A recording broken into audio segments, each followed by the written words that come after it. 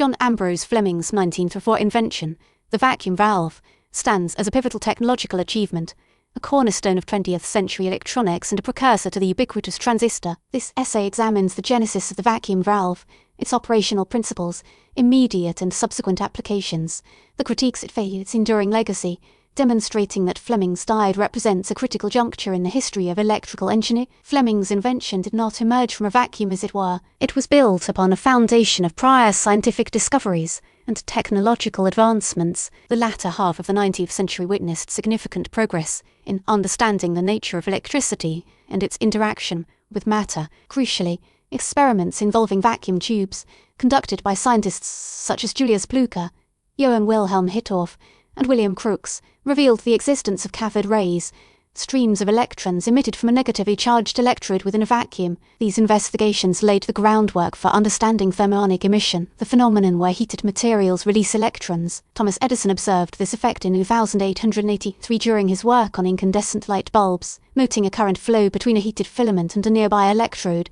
within the evacuated bulb. This observation, termed the Edison effect, provided a key clue, although Edison failed to grasp its potential for practical applications beyond improving the light bulb itself. It was this effect, however, that Fleming seized upon to create his valve. Fleming, a professor of electrical engineering at University College London and a consultant for Marconi Wireless Telegraph Company, sought to improve the reliability and sensitivity of radio wave detection. Early radio receivers relied on coherers, devices that were inconsistent and required manual resetting. Fleming recognized the potential of the Edison effect to rectify alternating current radio signals, converting them into direct current that could be detected by a galvanometer or headphones. This rectification process is at the heart of the vacuum valve's operation. The vacuum valve, in its simplest form, consists of an evacuated glass bulb containing two electrodes, a heated filament, termed the cathode, and a cold plate, termed the anode. The filament, when heated by an electric current, emits electrons via thermionic emission. When the anode is made positive with respect to the cathode,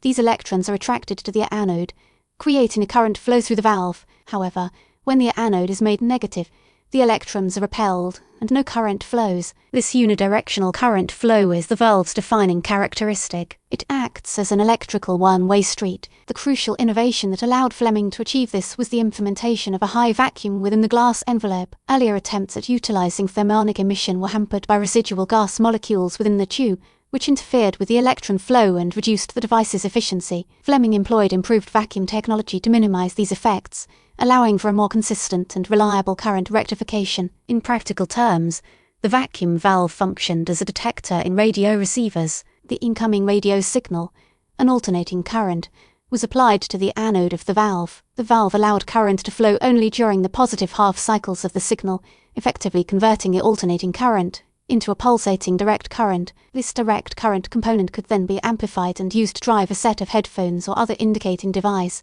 allowing the listener to hear the received signal. The immediate impact of Fleming's valve was significant. It offered a substantial improvement over existing radio detection methods, providing increased sensitivity and reliability. Marconi Wireless Telegraph Company quickly adopted the valve in its radio receivers, leading to improved long-distance communication capabilities. This was paramount at the time. The valve enabled more reliable transmission of signals across greater distances and under adverse atmospheric conditions, thus assisting maritime communications immensely and saving countless lives. The evolution of the vacuum valve did cease with Fleming's original design. In 1906, Leader Forrest added a third electrode, termed the grid, to the valve, creating the triode. This seemingly small addition revolutionized electronics, as it allowed the valve to amplify signals, rather than solely rectify them. The triode amplifier enabled the development of powerful radio transmitters, long-distance telephone communications, and ultimately, the electronic digital computer. The triode, in essence, took Fleming's initial spark and fanned it into a flame that ignited the electronic age. Fleming's diode continued to find applications. While the triode superseded it in many amplifier applications, the diode remained essential for rectification purposes in power supplies and other electronic circuits. Furthermore, the underlying principles of thermionic emission and vacuum tube technology formed the basis for a wide range of electronic devices, including cathode ray tubes used in televisions and computer displays. The reception of Fleming's invention was largely positive, particularly within the scientific and engineering communities. Its practical benefits for radio communication were immediately apparent, and it garnered widespread recognition as a significant advance in the field. Some critiques arose, however, regarding the theoretical understanding of the valve's operation. The precise mechanisms of thermalonic emission and electron flow within the vacuum tube were areas of active research, and competing theories emerged to explain the observed phenomena. These debates spurred further investigations into the physics of electron emission and transport,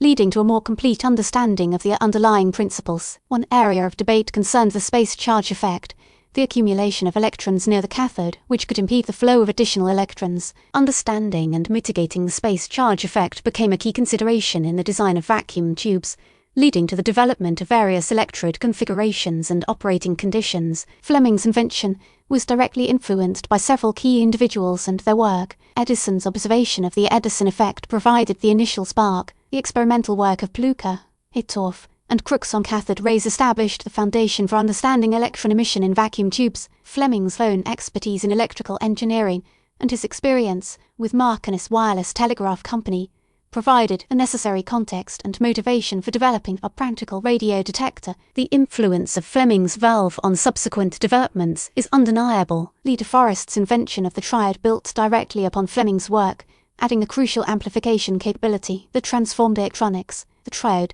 and subsequent multi-electrode vacuum tubes, became the dominant active components in electronic circuits for several decades, enabling a vast array of technologies. The legacy of the vacuum valve extends beyond its immediate applications in radio and telephony. It paved the way for the development of transistors, which eventually replaced vacuum tubes in most applications. The understanding of semiconductor physics, which underpinned the development of transistors, was partly informed by earlier investigations into the behavior of electrons in vacuum tubes. The vacuum valve, while now largely obsolete, remains a significant milestone in the history of technology. Its invention by John Ambrose Fleming in 1904 marked a turning point in the development of electronics, enabling more reliable radio communication and laying the groundwork for further advancements. Fleming's diode highlights the importance of building upon prior scientific discoveries and the transformative potential of even seemingly simple inventions. It stands as a reminder that progress is frequently iterative, with major breakthroughs often emerging from the refinement and application of existing knowledge. The vacuum valve's